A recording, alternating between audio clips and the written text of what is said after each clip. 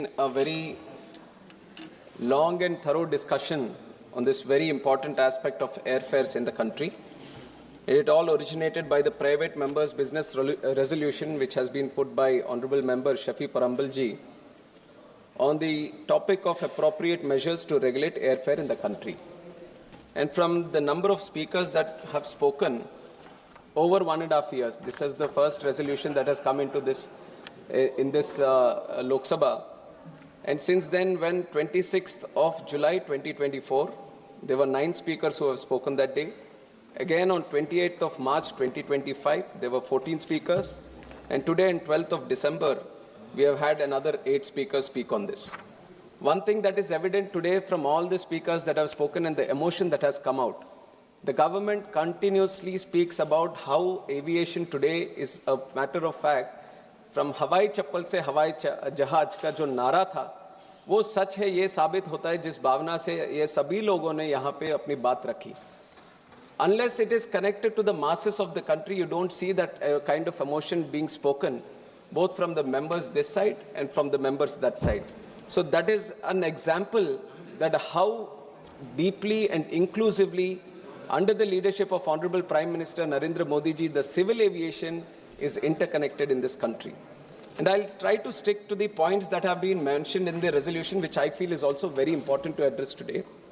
The first point is to initiate appropriate measures to regulate the airfare in such a way that there is a reasonable upper limit to the maximum fare that an airline can fix in a route. Madam, taking up this point, let me start by looking into the aspect of deregulation in the country.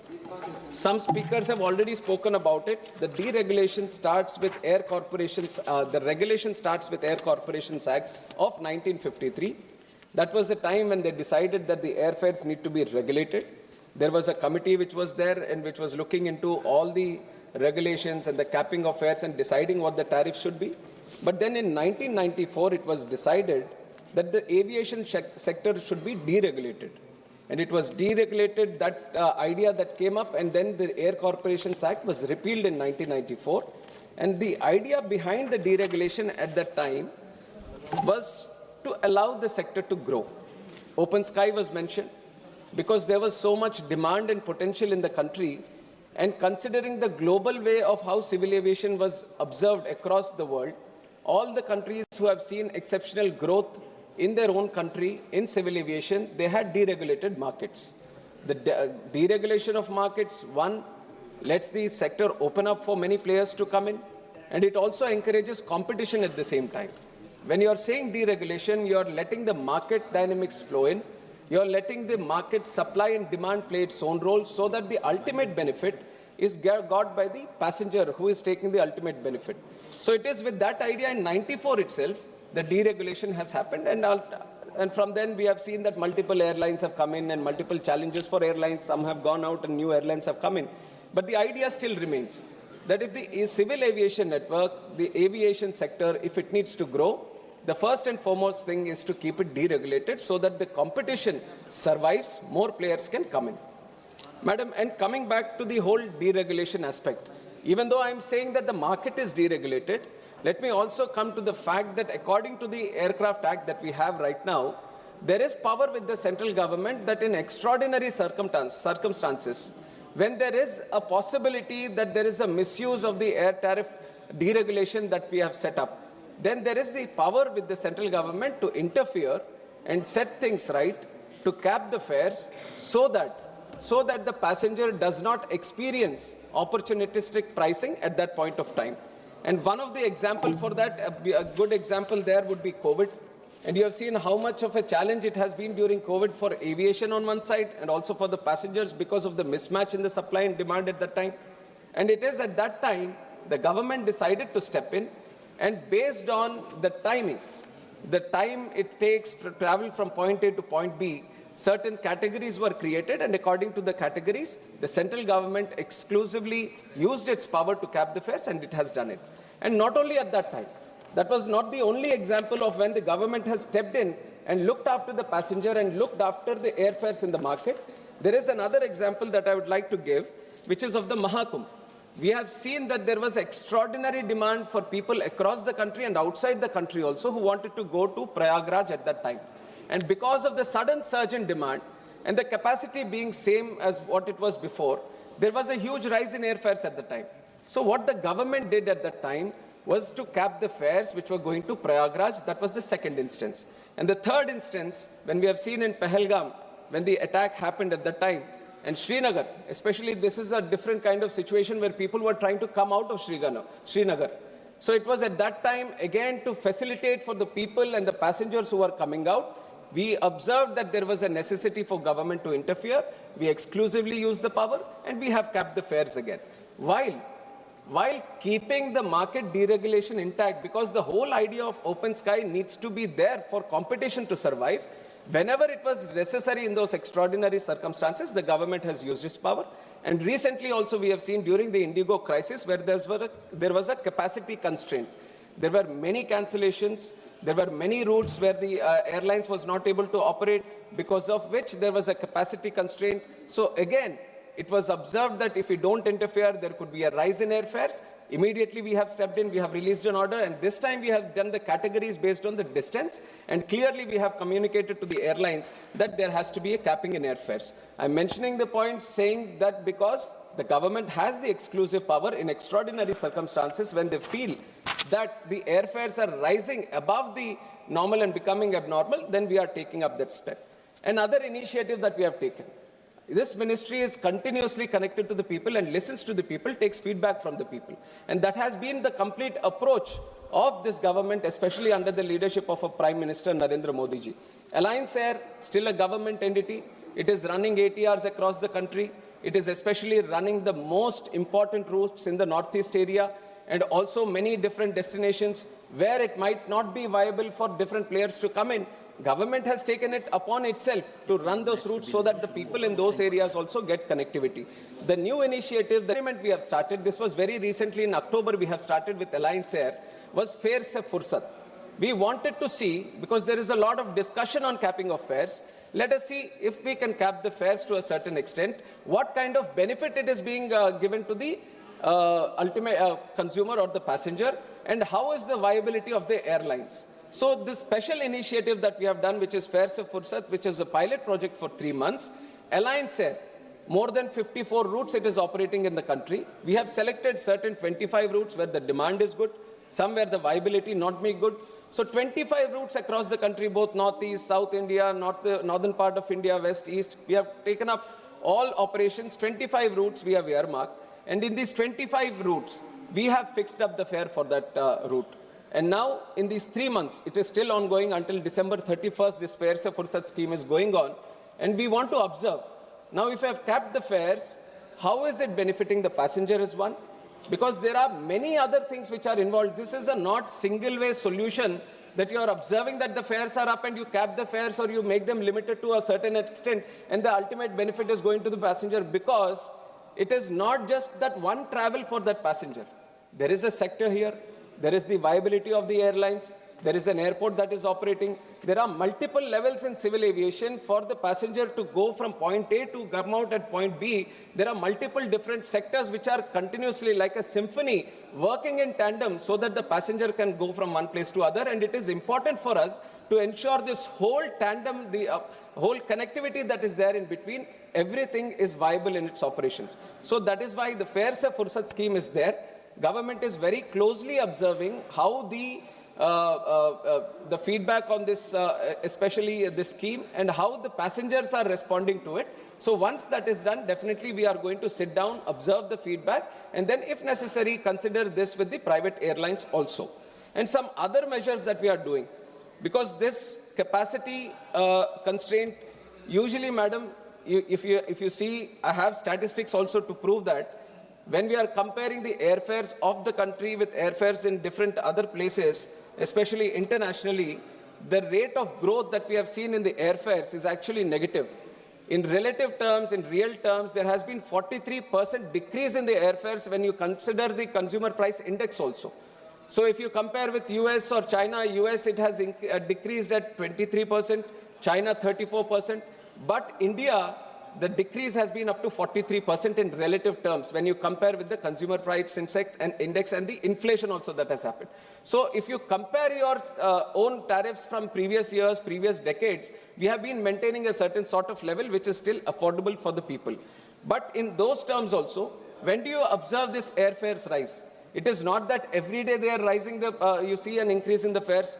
When these festive seasons are there, when there is a specific demand that originates in this location for most people to travel, and exactly the examples were also taken, Kerala during Onam, during Christmas, during that specific period, most of the people who are working in the Gulf area, they all want to come back and visit their families in that time. There is a specific season that you see that there is a huge capacity that is going to be there, and those are the routes, specific routes also you can see that this is where the airfares are rising because of the demand that originates. And then you see in the North India, sometimes during the Durga Puja, the Calcutta routes are on a surge. During Diwali area, the whole northern sector, that is on a rise. And also during Chhat Puja, whatever is going to Bihar, that is on a rise. These are all specific seasons. It is not that I can cap a fare for the entire season, entire year to a certain sector, because there are still, this is why market demand and market supply is very, very important for us to understand. They kind of play in such a way that they regulate the fares on its own. But when we observe, because we also know that there are seasons, because we also know there are capacity constraints in those seasons, we have reacted accordingly. When this Kerala situation observed, and after me becoming the minister also, this was exactly in September of 24, when the Kerala, the Gulf and the Kerala routes, when we observed that, see, what else can we do? What else can we do in this time so that we can facilitate for the people who want to travel and can keep the fares at a very adjustable price? Then we added capacity. We have spoken to the airlines well in advance. We have said this is a situation which is happening every year. Why don't we provide the more capacity in this region so that more people can travel? This is exactly what we have done in that time. More flights which were not operating or non-viable routes across the country, they were taken out. They were brought into this specific sector so that can create, that can facilitate for the demand that it was created. And on top of Onam, during this Kumbh Mela also, everyone wanted to travel to Prayagraj. So we have increased the flights that are going to Prayagraj, so not only capping the fare, but the capacity needs to be augmented. That is the real solution when you are seeing that the fares are rising. Because there is demand there. It is not that you want to send that single passenger in a very adjustable price. You want to send 10 passengers to that place during that specific time. So capacity augmentation is something which is very much required, and we have done that. Kerala during the Onam, and Diwali during Diwali also we have done recently in October 25, Prayagraj Kumbh Mela in Jan 25. So we have worked out this solution when we speak with the airlines before and consider the festive season and increase the capacity. And also, madam, we have to understand what goes into these airfares. I have talked about what some of the measures that we have taken, and also airfares is not a single entity. There are different charges that go into the airfare, and one of the most important one is the aircraft fuel.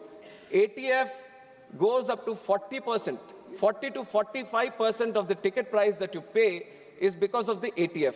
And the way ATF is there in the country, the state taxes the ATF. And there are multiple states who have brought it below 5%. We are very thankful to them.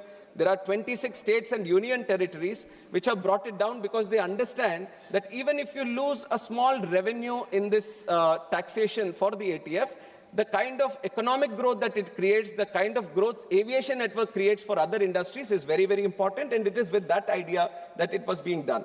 But there are some states which still have it at a very high percentage. And it is multiple times, our predecessor, Scindia ji, is also here. He has written and spoken on this many times and written to chief ministers, and I have also taken that responsibility. I have written to chief ministers whenever I get the opportunity to meet them.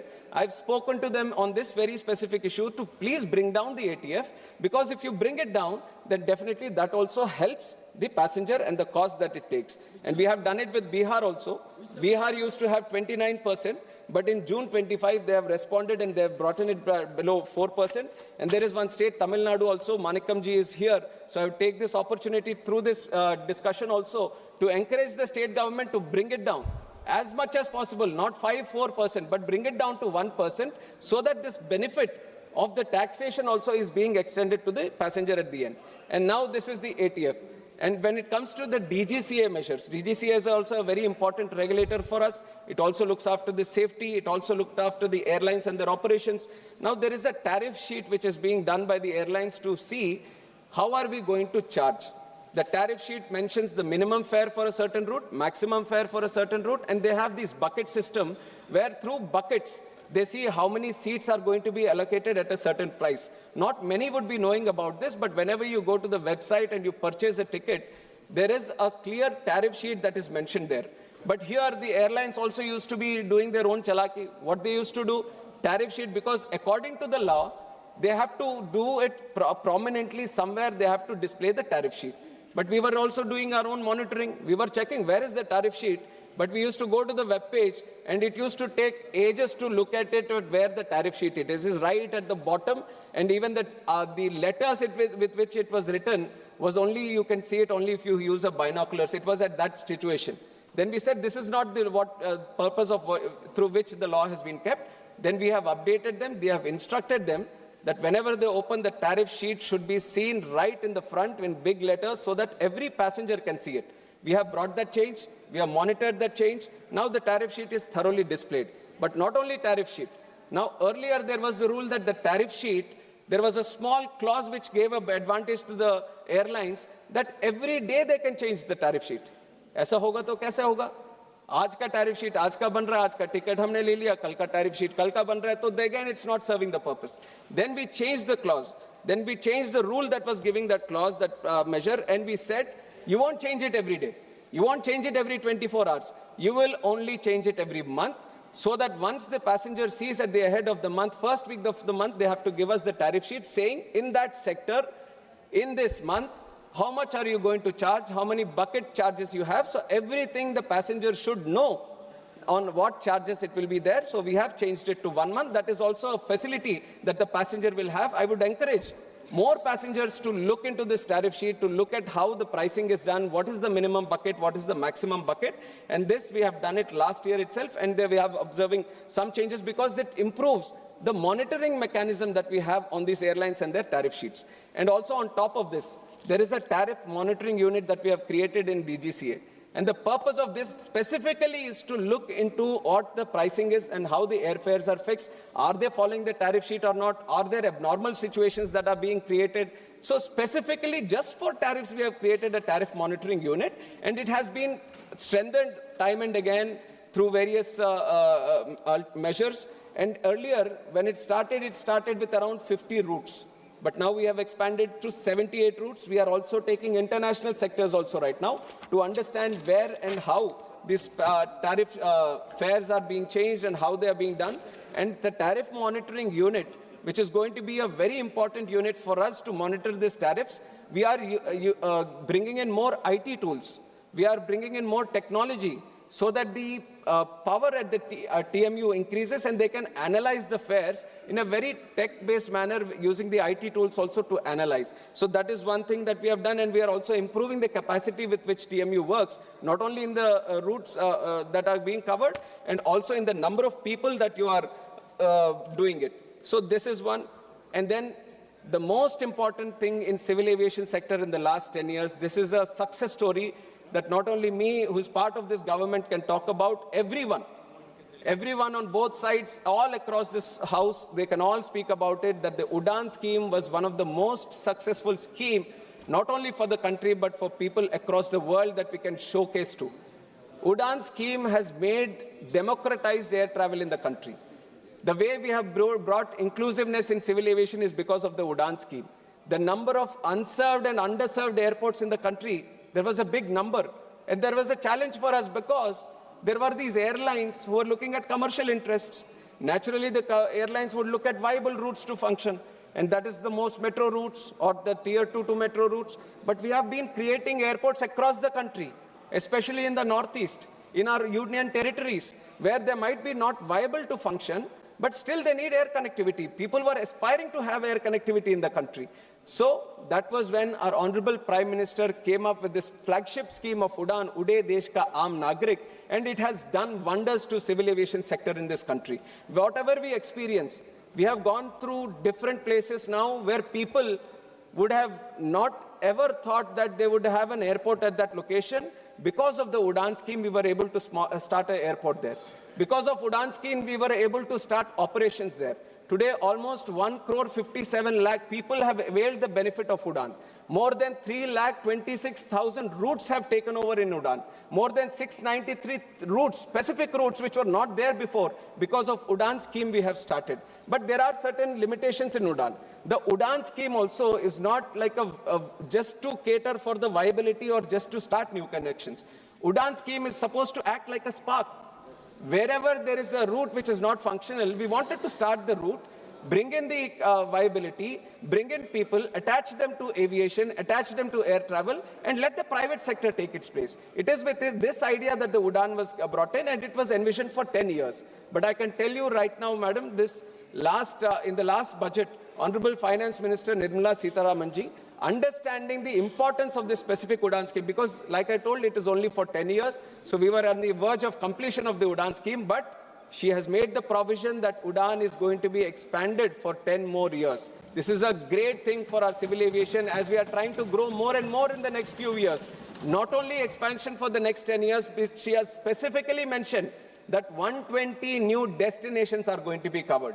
That is the strength that civil aviation has in this country. 120 new destinations. How many we have today? 164 airports. 164 is a vast network. But look at the capacity of the country. We are not stopping here. If we want to achieve Viksit Bharat, we have to connect each and every location as much as possible with civil aviation. In the next 10 years, we are going to do 120 destinations, and Udan is going to. And what is the biggest benefit Udan has done to the country? I've talked about many of them, but one of the biggest one is that new airlines have come in. New airlines, which many of you, because they operate in very specific sectors, you might not see them. Star Air is there, Fly 91 is there, India One is there. They might have very small operations. They might have a 9-seater or a 19-seater, but they are the ones who are connecting the tier 3 cities. They are the ones who are connecting the remotest parts. You would have never seen these kind of airlines come into the country. But it is because of Udan, they found a way to come in. Is it not what we want?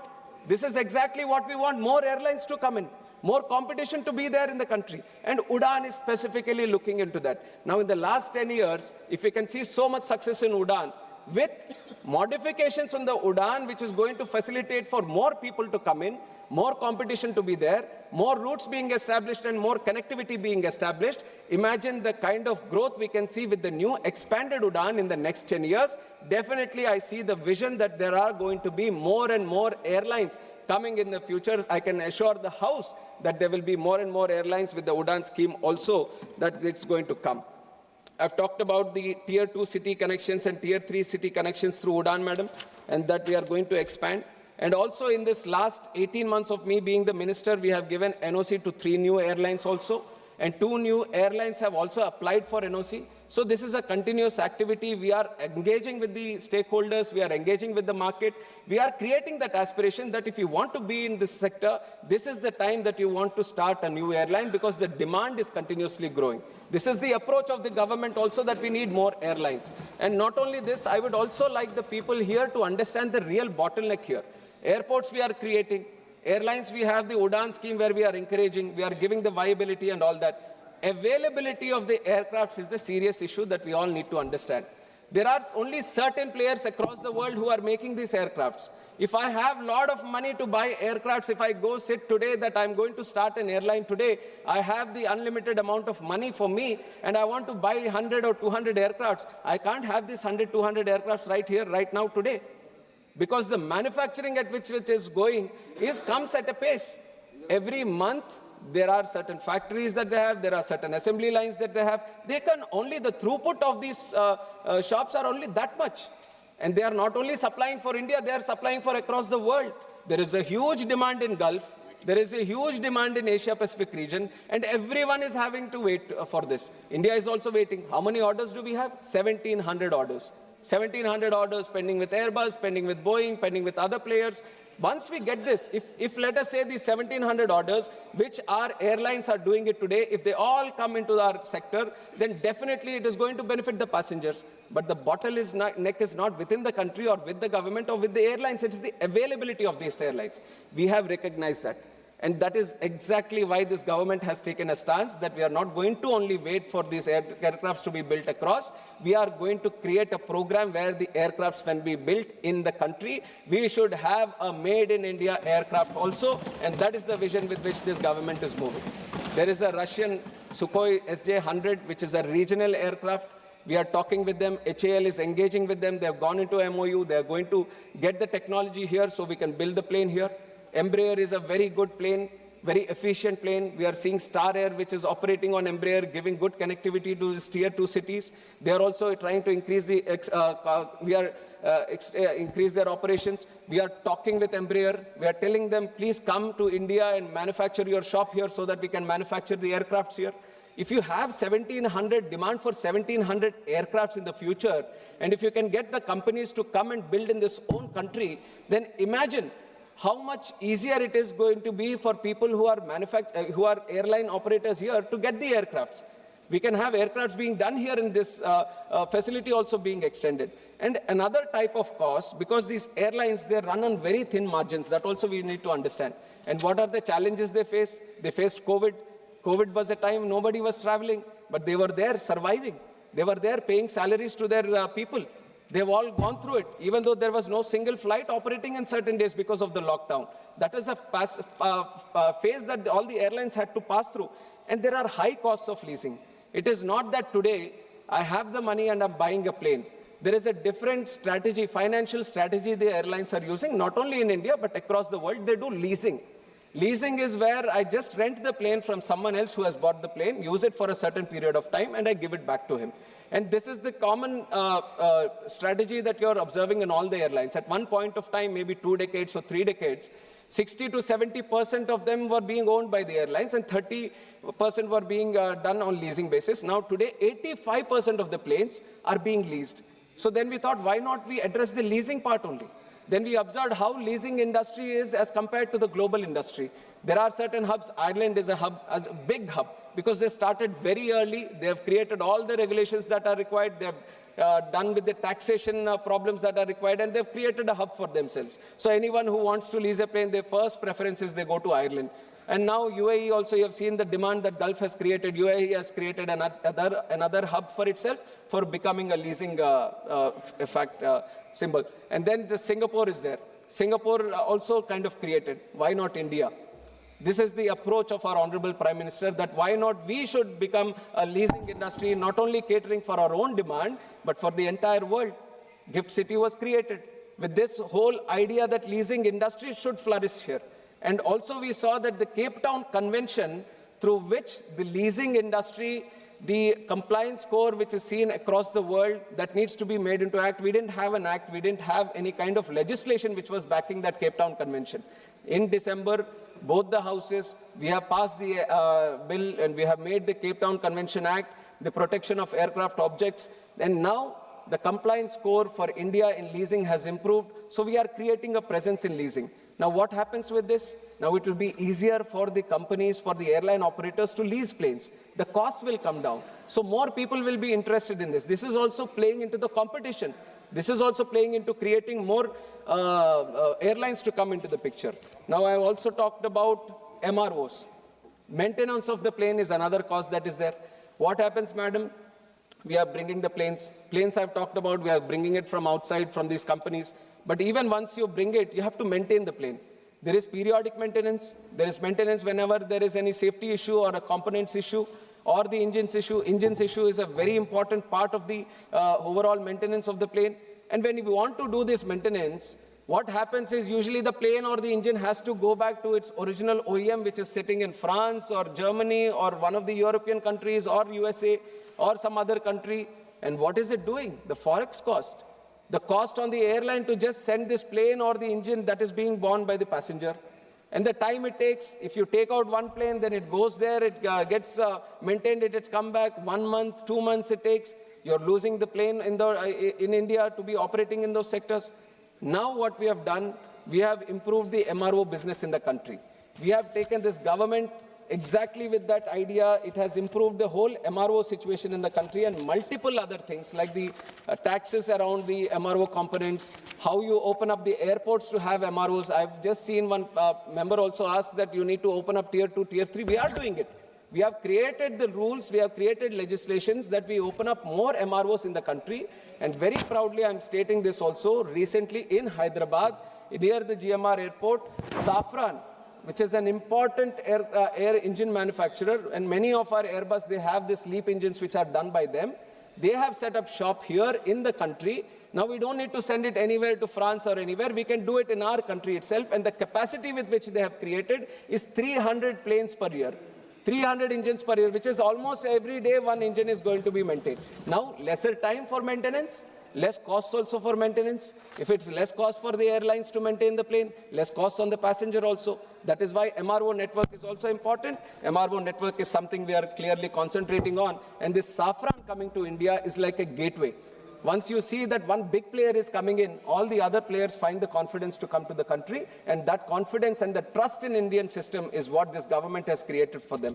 And Leasing Act, we have done it, and then flexible airspace also. Back then, the airspace used to be very restricted. From the country, there used to be a strict norm. This is civil aviation airspace, this is defense airspace, this is restricted airspace. Everyone was controlling their own airspace. And what was there left out with civil aviation was very, very small. So if there was a restricted airspace and from going to point A to point B, if it was not accessible to go use the restricted airspace, it has to go all around.